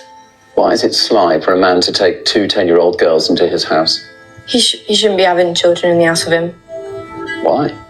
Because people do things. Do what things? Sexual things. You knew at once the reason why men don't take strange girls into a home when there's no one else there and take them upstairs is that everybody immediately thinks sex. Yes, they do. And you had a cast iron piece of evidence that you'd just taken out of the washing machine. Yes. Which you knew had come off the bed that Ian admitted that one of the girls had just been sitting on. Yes, he sat on the bed. Nothing else happened. So there was a cross-examination attempt to show her in front of the jury that she was deliberately shutting her eyes to the obvious. She did think it was odd, his behaviour. She thought maybe he'd had another woman in the house. She just didn't believe that he was a murderer or a paedophile. And I think she's quite plausible when she does those answers. Huntley's defence barrister decides to do his own cross-examination of Carr. I really can't see what the purpose of the cross-examination was at all. It was a recipe for disaster, and disaster it was. Carr claims that she'd advised Huntley to tell the police about his 1998 rape charge. Coward suggests that she's lying about this. Is that a bit of an addition by you? No. To make your position... It's been in my proof of evidence for a long while. To make your position look in a rather better light. I don't need mine put in a better light. I know what I've done, sir, and I've come to this witness box today to say what I've done, and I'm not going to be blamed for what that thing in the box did to me or those children. It was like she'd had an epiphany. She had come to the realisation that he had killed two little girls. When somebody turns around and points at their co-accused and their former lover, the man they were going to share their life with, and calls him that thing in that box, that's dramatic stuff. When Maxine Carr made that outburst, I think Hubbard would have allowed himself a wry smile, and he would have known that that would be a valuable piece of evidence. I think she said shortly before that, it's embarrassing to have been in this relationship. She was able to deploy our case as we'd set it out against Huntley. He's manipulative, he's violent, he can suddenly become violent, and he's a liar in her own favour. I have no doubt that Maxine Carr was a victim, Ian Huntley's victim. I was confident she'd be convicted of the less serious count of perverting the course of justice. But as to whether we'd establish the more serious counts of assisting an offender, it's very much in the jury's hands by then. She had gone a considerable way to limiting the damage.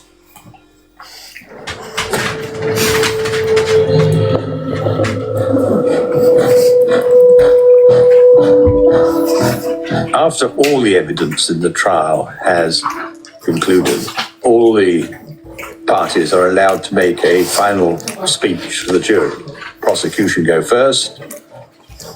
We invite you, members of the jury, to reject the account of both deaths as so many desperate lies. For us, very much the final message for Ian Huntley was just look at the explanation he's given. Set it against the factual evidence of the known movements of the girls. Set it against the science that you've heard. Set it against the change of story that he's given over time. Is it in any way believable? We suggest that the whole business in the house was motivated by something and then sexual. I'll be able to. I've just posted the police But whatever appeal. he initiated with one or the other, or both girls, plainly went wrong. And thereafter, in this ruthless man's mind, both girls simply had to die. They had to die in his own selfish self-interest. Boo! You shut yourself out, silly. He's not had the evidence to put a sexual motive for the jury before. But at this point in the trial, he is able to speculate that that is the reason for Huntley's behaviour. This, I think, provided if he's found, I'll just take that Coward one down. with an opportunity to say something in his speech. And in a sense, Thank you, Karen. Right, Boo. he was given a point that didn't exist before. Coward is ready to pounce on the prosecution's closing argument.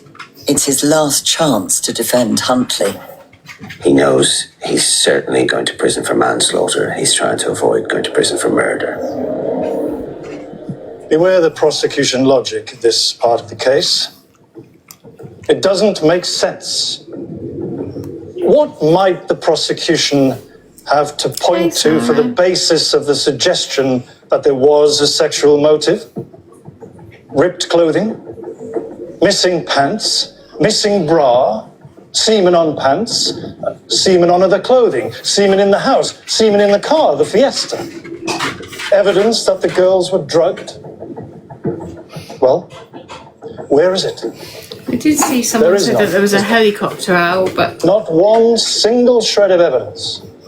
Hopefully it'll be found quite quickly. Indeed, you have waited in vain, as it turns out, for an indication from the prosecution that any of the behaviour proves murder rather than manslaughter.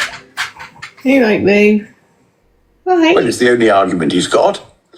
And he makes it as well as it can be made. And it was rather given to him by the prosecution. To me, this is clutching at straws. You know, yes, the prosecution has introduced the sexual motive late in the proceedings, but they're entitled to do that. The route to manslaughter is extremely difficult. The fact that Coward goes on about it means he thinks the case is lost. And he's hoping for a compromise verdict on manslaughter rather than murder. Shoulder massage. Carr's barrister is the last to make his closing speech. She has gone through the very painful process of realizing just what sort of man he is. The dark side doesn't always reveal itself, not at first blush. Of these 14 to 16 months, she has noted all of them. Members of the jury, enough is enough for Maxine Carr. Well, he persuaded me. I think if she'd known the truth about this man, she would probably never have settled down with him in the first place. I think by the end of the case, Michael Hammond would have been cautiously optimistic. The barristers have concluded their cases. We had a lot at stake on this trial, so confident, no. Hopeful, yes. We just had to bide our time. There's nothing there, really. Excuse me.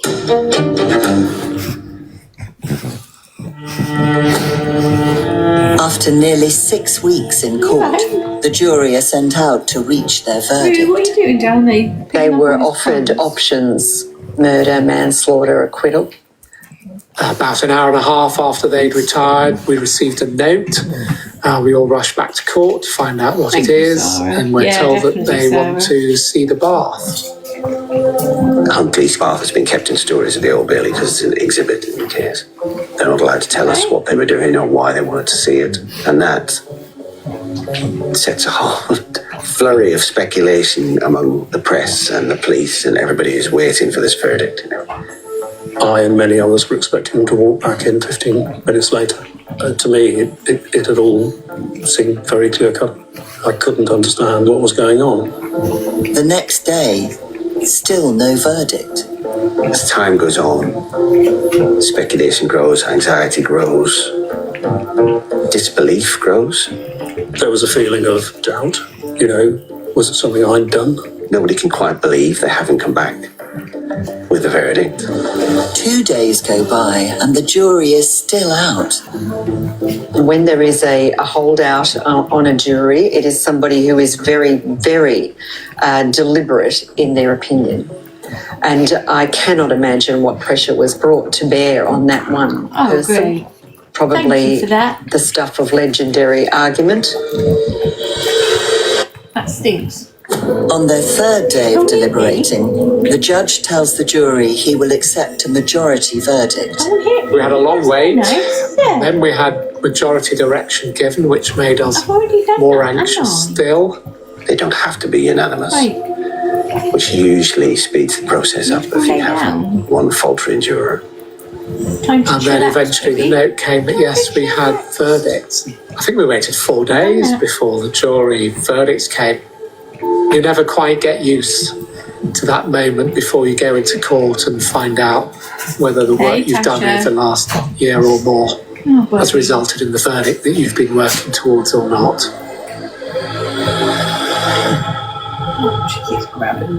This is a massive trial.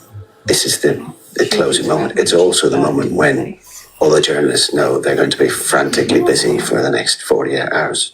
That's it. Members of the jury, on count 1, do you find the defendant, Ian Kevin Huntley, guilty or not guilty of murder? Guilty.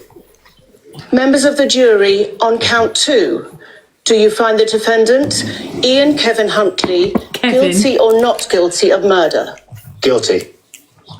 Is that the verdict of you all or by majority? By majority. How many of you agreed and how many dissented? 11 agreed, 1 dissented. Immense relief was my feeling when the guilty verdicts were returned.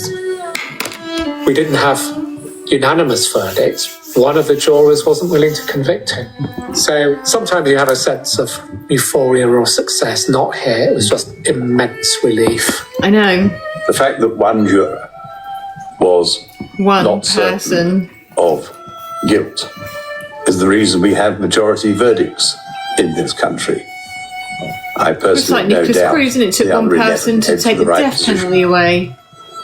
Huntley's former girlfriend Maxine Carr was found guilty of conspiring to pervert the course of justice. She received a sentence of 3.5 years for that. Changed your However, name. the jury at the Old Bailey cleared her of 2 charges of assisting an offender. Yeah. Carr's verdicts, I was disappointed. I would love to know, like, I thought we'd probably done enough. what he made to that convict decision for on, more serious or the counts. juror, whether that was What male or Hubbard female, did to and get why Maxine they Carr off the charge of assisting an Oh, back up. offender Oh, okay. was You're paint okay. her as a victim. And it worked. And I think rightly. Ian Huntley is behind bars tonight, a convicted child killer jailed for life. From the judge who sentenced him this: you showed no mercy and you show no regret. And he's required to serve 40 years in jail before he can even be considered for parole. So Mr. and Mrs. Wells and Mr. and Mrs. Chapman now know. Obviously, this was filmed quite some time before then, because they've said about his sentence and him being in jail. So I'm wondering if it's just kind of it come out previously and then it's been taken out of the archives, maybe because of what's happened with Ian Huntley. So yeah. Who killed their children. They know where and they know when, but it's probably too much for them to hope that one day Ian Huntley will tell them why. I think it was a time bomb just ready to go off. And unfortunately our girls were in the wrong place at the wrong time. Except the only thing that I'd like to say is that the next time I have to see him is like we saw our daughters, and that's in a coffin. Today, Huntley is in his 50s. He has served over half of his minimum 40-year prison term. I anticipate in the case of Ian Huntley, he will very likely spend the entirety of his life behind bars because these offences are so very serious. With the verdicts now in, we can tell you the shocking truth about Ian Huntley's past. He had been accused of 9 previous sex offences, including an indecent assault on an 11-year-old girl and 4 rapes. The horror of what happened in this town in August last year dominated the front page of every newspaper. I think we did the first 17 or 18 pages of a broadsheet newspaper on Soham coverage. I provided a copy from my editor to be published after the end of the trial. The first word of it was sex, and she called me up and she said, "Are you sure about this?" I'll come back to your question and in a minute. I said to her, "Wait until it's over. All of this is going to come out because it has to come out." It's not just, a story about this man, but it's a major story about why did one police force have all this information about this guy and was unable to share that. An inquiry is launched into how Huntley was free to commit murder. Kevin and Nicola Wells were back at the Bishard inquiry, hearing about a catalogue of police failings that led to their daughter's murder. I've discovered errors, omissions, failures and shortcomings which are deeply shocking. They uncovered a report that had been done by Humberside Police. They knew this man was a suspected serial rapist, but he was able to go on and get a job in a school because this report had been weeded off the database. It blew my mind at the time, and it blows my mind now. Those 2 girls could still be alive. There are public policy failures and practice failures that could have avoided these murders. 2023 marked the 20-year anniversary of the trial. I do find myself thinking about the case quite often, actually. It's not just because I drive past that site often. It's not just that I go through Soham fairly frequently. It's not just that my daughter was the same age as the girls. It's probably one of the most important things I've ever done. And I'm pretty sure that it'll stay that way. I was kind of hugely invested in it, and I think all the other journalists wanted to sort of pursue this through to the end. We wanted to see that justice could be done. The families were paramount in our minds. We were able to look to them and actually say, yes, your trust was well placed here. And thank you for going on this journey. It's been appalling, but the murderer has now been found.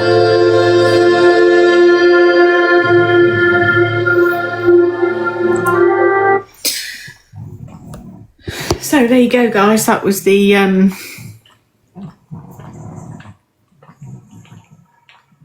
unseen trial transcripts. So, Amethyst, in answer to your question, we have... So, sometimes a judge will say you get 15 years. Sometimes the judge will say you've got life, but you have to serve a minimum term of 25 years before you are able to apply for parole, which I think is similar in the US. They sometimes do that, don't they? But we do have whole life orders. And what that means is that if you are served a whole life order, you're never coming out of prison. That is where you will die.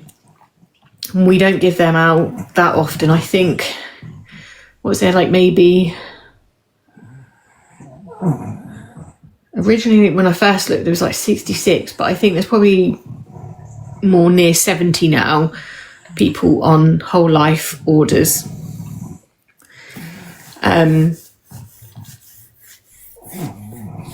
So it varies, but also we're very lenient with our little sentences and stuff. Do you know what I mean? Like, they'll have like their minimum term, then they'll have light time served, and then they might say in that minimum term, the last 3 years of that minimum term, you can have that like on parole.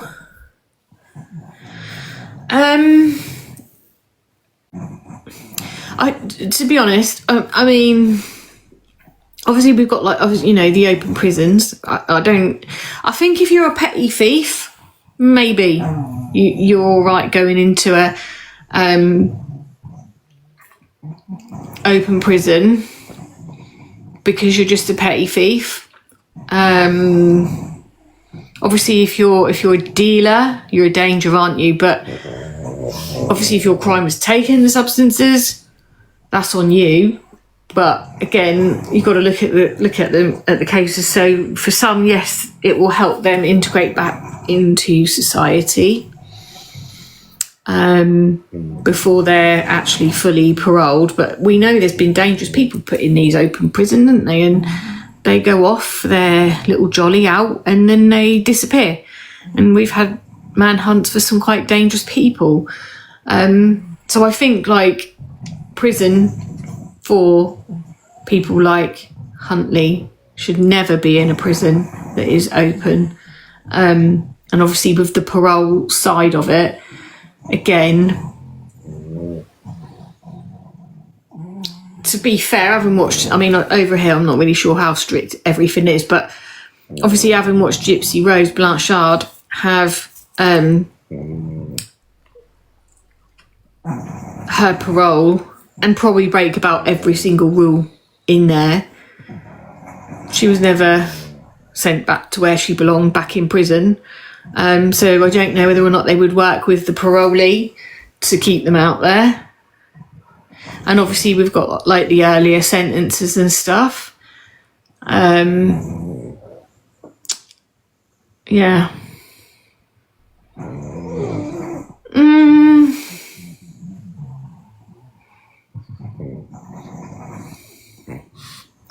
I don't know is the answer to that, Rach.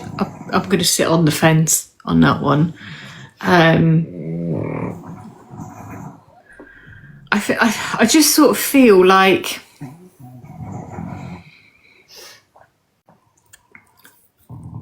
I think our prisons definitely need a whole reform, right?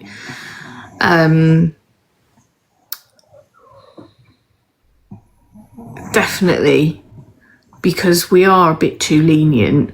Now, like I said, that driver got 5.5 years for his drink driving, and he's took the life of a 4-year-old. So that's not like a life sentence, that is just 5.5 years. But then he's got a 6 and a bit years of a driving ban, which I would like to hope, because I'm not sure that it starts when he comes out of prison, because obviously in prison he ain't driving anywhere.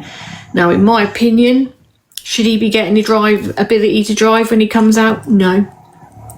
And was 5.5 years enough for running over a 4-year-old and taking her life, and for the grief that leaves the parents? And then you've got the teenager who'd been just passed their driving test 12 weeks before, who was doing over 100 miles per hour, racing another car, lowered it to about 76 in a 60, and it was a bend. I think she lost control and 2 people died. 2 passengers, 14 months. Yeah, 14 months. No, I don't think 14 months is enough, especially going in youth offend. What is it? Is it youth offending? But yeah, no, absolutely not. Yeah. And the thing is, obviously, like, you know, when you're a brand new driver, don't take the mick. No, well, she carried on partying, didn't she, as well? So there's no remorse there either.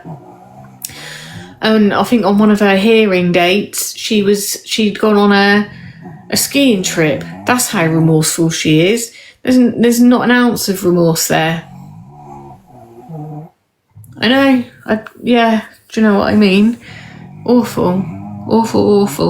But I hope you found this interesting. And I will get to the Idaho one once I get the hours, 15 hours of Audible. That saves me reading it to you. Didn't even know I'd used 15 hours of a book because I don't really use Audible. So I don't know what happened there. But I thought it'd be interesting, given obviously this is now recent and Huntley is now dead and gone to hell, hopefully. And as you know, as one of the parents had said, next time they see him, they want to see him in a coffin. Boom, done, job done. Now, I don't necessarily want to, you know, praise the guy that did it and make him some sort of hero, because he ain't, right? Because he's done his own wrongdoings, and we don't, you know, and it's wrong to go, oh yeah, he's amazing, right? Because he's not. He's in prison, and he's carried out some prison justice, and obviously you just have to think, well, karma will come for him, because obviously one of his victims was pregnant. So yeah, and that's why I won't ever go, hey, he's amazing for what he done. I am, for one, happy Huntley is dead and gone. But other than that, we can't put him up on a pedestal because, you know, he's not a nice person. But we know when we say we want prison justice for some of these people, especially child murderers, want prison justice, we know that the person who's going to do it likely isn't a very nice person. They, more often than not, they haven't harmed children.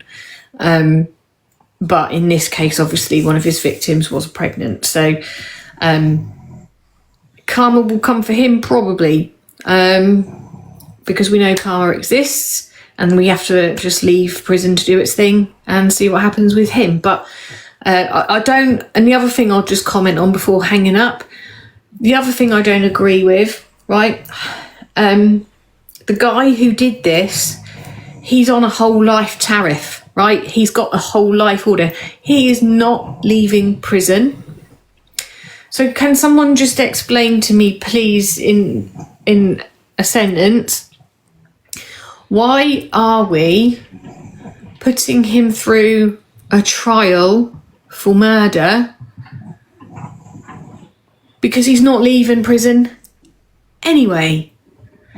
Now, if this murder had been somebody credible that was, you know, loved by lots of people, and he'd perhaps been a thief, and actually, you know, it was wrong, and, you know, the guy took a disliking to him and took him out, I'd understand why you kind of, like, you know, each victim deserves to have their crime acknowledged by the court. However, in this case, I don't think Ian Huntley deserves or should have his murder acknowledged by the court and put this man through a trial when he's not leaving prison anyway. He's staying in prison. Everyone knows he did it. So why are we spending all that money prosecuting him?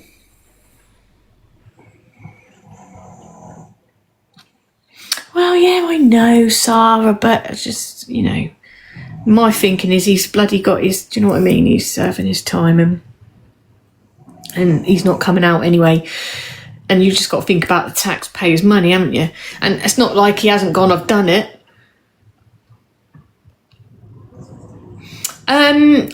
He was in court the other day, wasn't he? I can't remember what's happened, but I know, obviously, at the time, he's shouting, but he did it. But often they'll say that and then go not guilty. So I think he went in and confirmed his name. Yeah, I know, Anne, but it's bloody annoying, innit? And I just think taxpayers' money could go on to better things because, you know, he's never leaving. You know, I get it for other victims. You know, we've watched abuse victims go through a trial and go through all of that, and it acknowledges that they've had the incident, which obviously for them is significant, but then they get a consecutive sentence, don't they?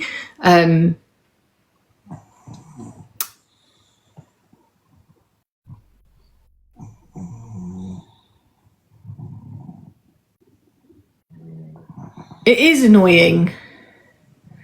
Yeah, but he's not worth it though, is he? No, he's not worth it. So, with that, I hope you got some new information from that you hadn't heard. I hope you found it interesting. I think they should do more documentaries like this where you get in I know we've obviously now got the Daily Mail, but I think it's good because it gives us an insight into what's gone on in that courtroom that we don't see. And, you know, people that were in the courtroom picking up things that we didn't know, or, you know, there's just things we wouldn't hear unless we were actively in that courtroom. So I think it's good, but I think, you know, maybe the Daily Mail trials have probably filled that gap for us. So I hope you all have a good rest of your day, afternoon, evening, morning, whatever the time of day it is, wherever you are. And on my page, I've posted the missing lad. So please do go and have a look at that and share that. And I will see you tomorrow. Have a good rest of your day. Night, guys.